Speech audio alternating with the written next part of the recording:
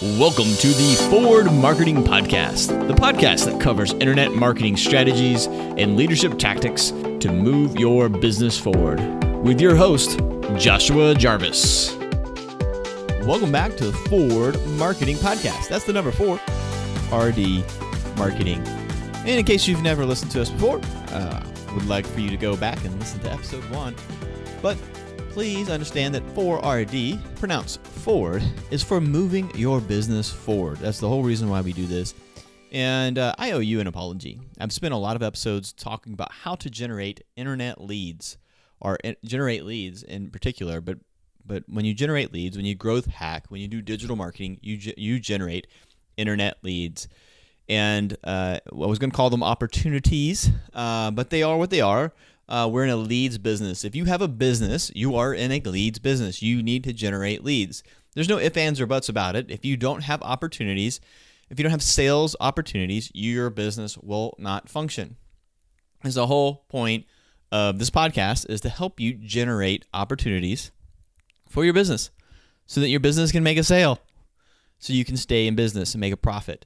Ideally, that your business would be more than just a business that makes profit, but actually something that impacts the community. That's really the thing that drives me the most, is seeing businesses that operate sort of as a mission, if you will, a mission to change their local community. So anyway, so today's episode is about how to convert internet leads. I've met with so many businesses, and they hire me for one thing, to generate leads. It's something that I've been sort of gifted with, I guess. And I don't want to be proud about it. There's definitely great people out there. But anyway, so people hire me to help them generate leads for their business. And what I find more and more is that that they don't have a system in which to handle the leads that we generate for them. They don't have a CRM. That's why we had that other episode about that. They don't have any systems in place, which is why we talked about automation.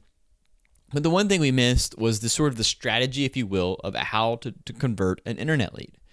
And like I said, a lot of businesses miss this, particularly the service businesses.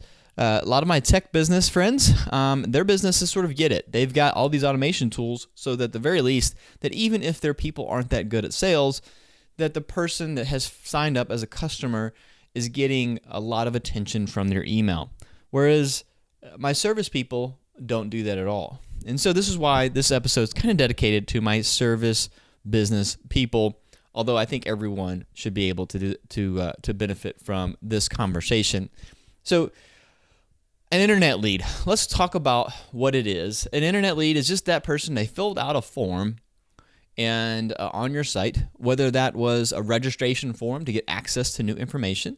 Real estate agents work this way a lot. Say, hey, give us your information if you want to see more photos. But it doesn't have to be real estate. It could be anything else. Looks at a table, get access to a free ebook, any of that. Those are internet leads, guys. And, if your business is about building this huge funnel, if you've got an information business like a thought leader or whatever, then, number of emails, you're going to mass market these people. And so maybe that's a little different than your sort of standard business, where you may have a brick and mortar store or you're selling services. But general, no matter what business you're in, you can have some sort of carrot, if you will, that will cause someone to fill out a form. So like I said, in real estate, it's information about listings. In insurance, it might be access to quotes. In financial planning, it might be an ebook or sort of a get started guide, or potentially some calculators. So someone's given you their information. How do you convert that lead? Again, that's the whole point of this episode.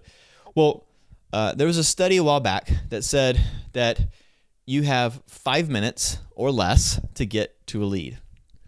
And so the number one out of how to convert leads is speed to lead.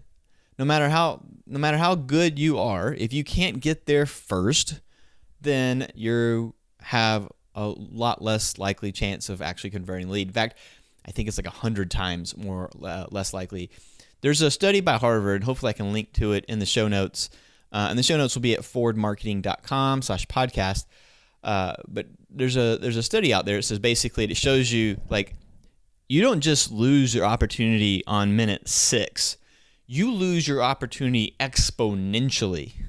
Like it's 100 times less likely that you're going to connect with this person if you don't connect with them in the first 5 minutes. And so I think you've got really two opportunities to connect to internet leads. You've got that first 5-minute window. Okay, that's where you're going to get your biggest bang for your buck, is in those first 5 minutes. After those 5 minutes, it may basically you spend the rest of that customer's sort of lifetime, if you will, trying to connect with them. And a financial planning study said that the average lead converts after 17 attempts. And in real estate, I would feel like, hey, that's pretty good. But speed to lead is the number one thing that you need to do when you start investing money into generating internet leads. And you can call them whatever they want, but if they fill out a form on your site, they are an internet lead. Okay, and so it doesn't matter if you're buying leads from Zillow or Trulia or LendingTree, if you're a mortgage person listening to this, or any of the other sites that generate leads and sell them to you. It's speed to lead. This is true for any of the sites that do that sell leads, like Thumbtack and Bark and others like that. If you don't call within the first few minutes of getting that lead, your chance of success goes down dramatically.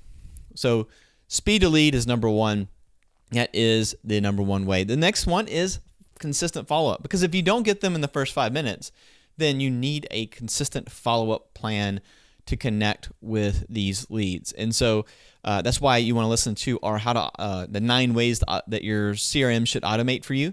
You should go back and listen to that episode and figure out which ways that you can actually automate. There's also some clues and kind of what kind of systems that you might need. You need a new lead system. You need a appointment setting system. You need a long-term follow-up system. You need all these different systems to really how are you going to convert these leads? Because basically, if you've had a business where, let's say, you meet people through networking, or you meet them because they come into your store, there's not as many systems involved because you're handling them one-on-one. But when you get into the internet, you can generate massive volumes of leads, which requires the systems. Now, you might think that's kind of counterintuitive, right? If I can generate massive numbers of leads, then why do I need systems at all? Because I don't really have a system that I know of that I've documented to help someone who walks in my store. And if I've got 100 people that walk into my store, that's a great problem to have. They could all just use the shopping cart. No, the reality of it is that the number that you can, let's say I refer someone to you, the chances of you converting that lead are really, really high. If you have a past client in real estate, you've got an 85% chance that person's going to reuse you, as long as you stay in touch. You don't even have to be really cool. You could be a total loser, total jerk, and you got an 85% chance that person's going to reuse you. So if you've got an 85% chance of being used by a past client, what do you think the internet leads are? Well, they're about 5 to 8%, depending on how good you are and what industry you're in. But in real estate, it's 5% is sort of the 3 to 5% for the average agent, 8% for someone who's nailed their system. So if 8% is sort of the pinnacle of success for internet leads, that means you have to have generated 100 leads for 8 of them to convert. Now, the way that they do these statistics means that 8 of those actually not only converted, but turned into a closing. So there's probably another 16 to 30 of them that might have raised their hand, actually communicated with the agent, but never closed. So just keep that in mind. But you need a consistent follow-up plan, and basically you need 2 skills. These skills are learned. They're not.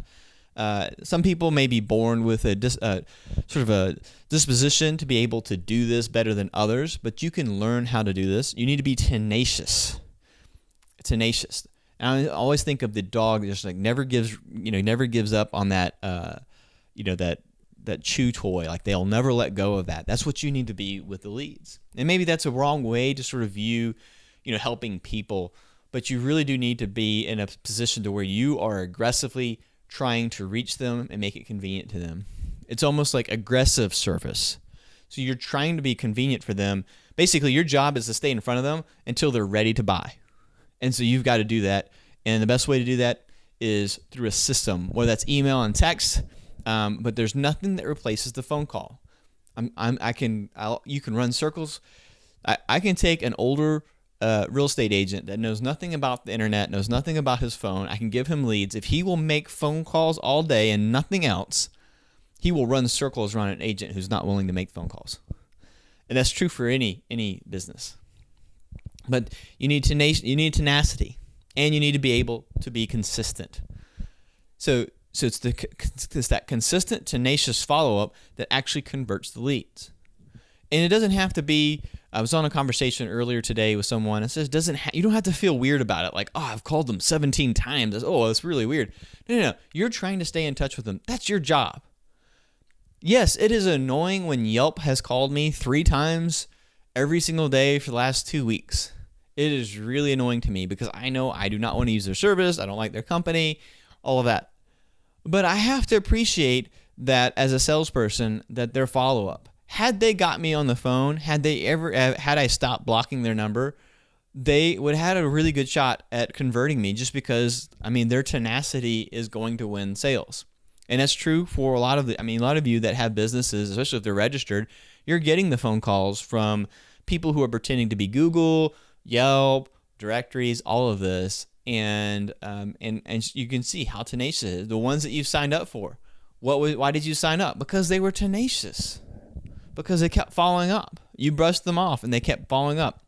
So step 1 is you got to be real fast to the lead. The second one is that you've got to be consistent. It's also worth noting that if the lead ever raises their hand and communicates with you, that step 1 is the priority. Now, there is something to be said about only responding during your business hours. And I'm a big advocate of that. I believe that, if you haven't noticed in my podcast or following me, I believe in Jesus. And so the reality of it is that I basically say, look, I'm going to honor what God honors and let everything else sort of fall into place. So I'm going to have my priority list there. So when I was in real estate, I stopped working on Sundays. And because Sunday was my Sabbath. Now, I don't believe in necessarily being very legalistic about it. If you work 7 days a week, that's between you and what you want to do. So I'm not here to judge anyone. This is just how I operate. I'm not trying to over spiritualize today's podcast. But the reality of it is, I stopped working on Sundays, and then I said Saturday was appointment only. And then I basically said, look, I'm not going to touch the phone after 6 p.m. Monday through Friday, and if I don't have an appointment on Saturday, I'm not touching the phone then either. And you know what? There was a lot of people upset. But the ones that were upset, they were the ones that had real estate licenses. They weren't my clients. My clients knew, because I set the expectation, that I was going to respond to them. I would tell them I have appointments in the evening, or I have family time in the evening, and it was true. I wasn't lying. When I first started doing it, I used to tell people I had appointments, and it was because I had an appointment with my family. But at the end of my career, I didn't care anymore. I told them, hey, look, I'm meeting with my family at that time. If you want to meet, you want to talk, we can do that. And the reality of it is that there's nothing usually that can't be done at 8 a.m. in the morning. At 8 p.m. at night. There's nothing that had to be done at 8 p.m. at night that couldn't wait till 8 a.m. in most of our businesses. Does that mean that I was hard and fast about that? No, not at all. That meant that this was my standard operating procedure, and if there was an emergency, if we had a deadline, I certainly would have made an exception. Now, I tell you all that because if a lead raises their hand, now when are leads typically online? I know many of you may not realize this, but they call it the wine hour. That's when they're online. So it's typically after business hours. So should you respond to them? Only if you want to work after hours. I've had some agents on my team when I had a team, and I've had some other business friends. They don't have children, they don't have a schedule. They're happy to work anytime they can, and that's great. Do that. But if you want a schedule and you want some sort of you want like I said, you want a schedule, then, wait until the next day to follow up. But in general, if someone's raising their hand, like right now, my email is open, all that stuff is open. If someone reaches out to me, I want to be able to, for lack of a better word, sort of pounce so that I can talk to them when they're available. I want to make it convenient for them. I think a lot of us, especially anybody that has any sales background, sometimes we kind of feel disingenuous or sort of like we're manipulating people when we use sales techniques or when we talk about sort of lead follow-up. I know I do. And the reality of it is that I'm just really basically making it super convenient for someone to do business with my company. That's all it is. So step 1 is speed the lead. Step 2 is tenacious, consistent follow-up. And then step 3 is script mastery. So you get the lead, they fill it out, they call you, and then what do you say? So you're on the phone with the lead, you finally got them on the phone, and what do you say? Well, I know a lot of people give information away. A lot of real estate agents in particular are really bad about giving information away. They called about, I filled out the form for 123 Main Street. They call and they say, oh, I'm so sorry, 123 Main Street is not available because it's been sold. And what does the person on the other end of the phone do? Yeah, they hang up. And so because they've got the information they wanted, you didn't add any value at all. The information is pretty much on the internet as it is anyway, right? There's not an ebook that you could write that someone else couldn't find out. There's not really any secrets in any of our businesses if we're really honest. If someone wants to work really, really hard, they can find the answer. In fact, I'd venture to guess, I know all my answers are from hard work, and yours are probably too. So there's not like it's a mystery. We didn't uncover the secret formula to Coca-Cola or anything. We have just been working really hard, and we've learned a lot from our experience. And that's whatever we're giving away, that's typically what it is to get that information. So if someone calls us or we call or we're able to get them on the phone, I like to open up with open-ended questions. Hey, I noticed you visit the website. What brought you to the website? Now we're having a conversation about what was the cause of them to come to our website. What's their motivation? So I want to know whether, it doesn't matter what industry it's in, whether I'm helping a financial planner, an insurance agent, real estate agent, mortgage person, what made you come to the website? What made you fill out that form? You know, if you're an e-commerce store and they ask for more information, but they didn't actually buy a product, oh, what caused you to fill out the form today? Exactly. So you want to get their motivation. You need to know what you're going to say before you say it, and you need to know the purpose of each phone call. So if you're in a service business, most of the time, those phone calls are going to be for appointments. I mean, it's just plain and simple. Now, to me, this seems like 101. But I kid you not, I talk to businesses every single day that don't have something like this, have never talked about this. They just sort of wing it as they go. They buy the leads off the internet, they call them, they shoot the breeze, and because they're a likable person, that person does business with them. The point of a business is not to do that. The point of a business, a real business, a big boy business, is to have systems in place that help you generate profits. That's the point of a business. You want a business. That's why people do business plans. It's not so that they can fill up a big book with a lot of words and get people excited about it, maybe get a loan, and then put it on the shelf.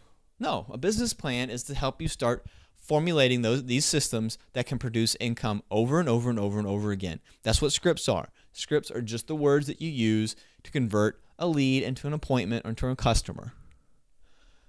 And you need to have that. You may not use the script at the end, but there's key points of every script that you need to internalize and as a part of your training process for new people. So you heard what I just said. I just said open-ended questions, and I said what brought you to the website. That worked for me in insurance, that worked for me in real estate, and it worked for me in financial planning. And it'll work for you in most of your businesses as well to ask those questions. I'm not going to get really super specific on a bunch of scripts that I use in real estate. If you want that, if you want me to do like a real estate specific internet lead course, just go ahead and email me at joshua@forwardmarketing.com, and I will do a real estate specific course on this. But it's really straightforward, open-ended. You want to look for motivation, or you want to look to solve a problem. So if someone did call about 123 Main Street, hey, what was it about the site what was it about that property that caused you to, what was it about that property that you liked? It's not available. If someone's calling about, what are your prices on auto insurance? Oh, great. Well, I looked that up. Why don't you tell me, what was it that caused you to visit the site to look for that? Oh, my insurance about coming up, or my insurance just went up. Oh, ouch. Well, why I look for that?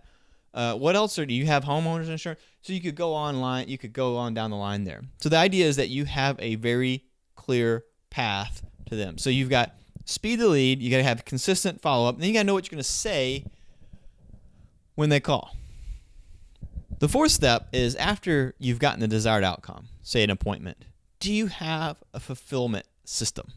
Do you have a system in place that's designed to fulfill what you promised to the client? Now, this sounds a little bit like our automated CRM conversation because it is.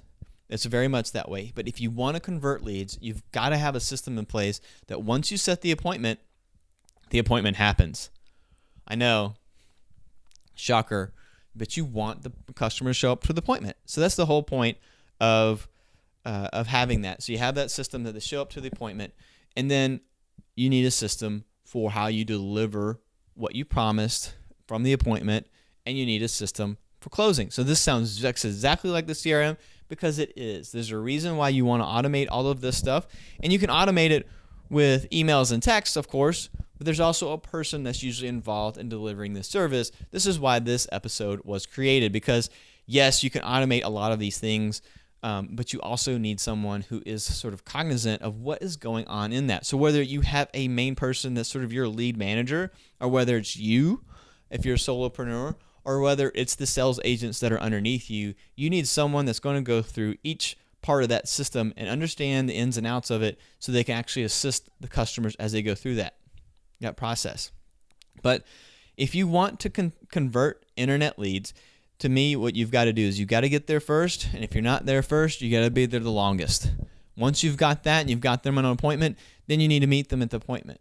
And the appointment should have something that demonstrates the value. These are internet shoppers. So they are likely looking at your offering along with 3, 5, 7, 8 others. They're doing their shopping. And if you haven't delivered any value on that appointment, then they probably aren't going to stay with you. I can remember when we were doing listing appointments, and the client would interview 4 or 5 agents. And if we didn't win, if we didn't deliver the value, and we didn't know the customer, and every time that we lost a sale, I would come back to that we did not know our customer well enough. And it's hard on the internet leads because you don't have a background, you don't have a relationship, so you're starting at zero. So speed to lead, consistent and tenacious follow-up, script mastery, and a system for the delivery of your appointment system, if you will, and then finally the delivery of that service so they stay with you and go all the way through the closing, sign the paperwork, do their blood work if you're selling life insurance, all of that. So that's pretty much it. In fact, if you just did one of those things, speed to lead or tenacious follow-up, you pretty much would have beat 80% of your competition. But it's such an important episode today because I think so many business owners or salespeople, they get these leads and they go, oh, they're just trash. These people don't want to buy anything. So they do that, and then they don't realize that this person there's a person on the other end of that computer that filled out that form that wants information. They might not have given you the right phone number, so you may have to hunt them down. They may not have given you the right email, but they might have given you the right phone number. I've seen that happen. They may have given you a fake name. I can't tell you how many times that I've filled out forms where I wanted the information, but I didn't trust the source enough to give all the information. It's your job to build the trust, but they gave you something that worked, and you need to hunt it down. And you need to treat every internet lead like an opportunity. And if you do that, you'll be successful with internet leads. So today's episode was really inspired of a conversation of consulting with another business, and wanted to bring that to you. So hopefully it's helpful to some of you guys that are business owners that are dealing with internet leads, or they're wondering if internet leads are worth it.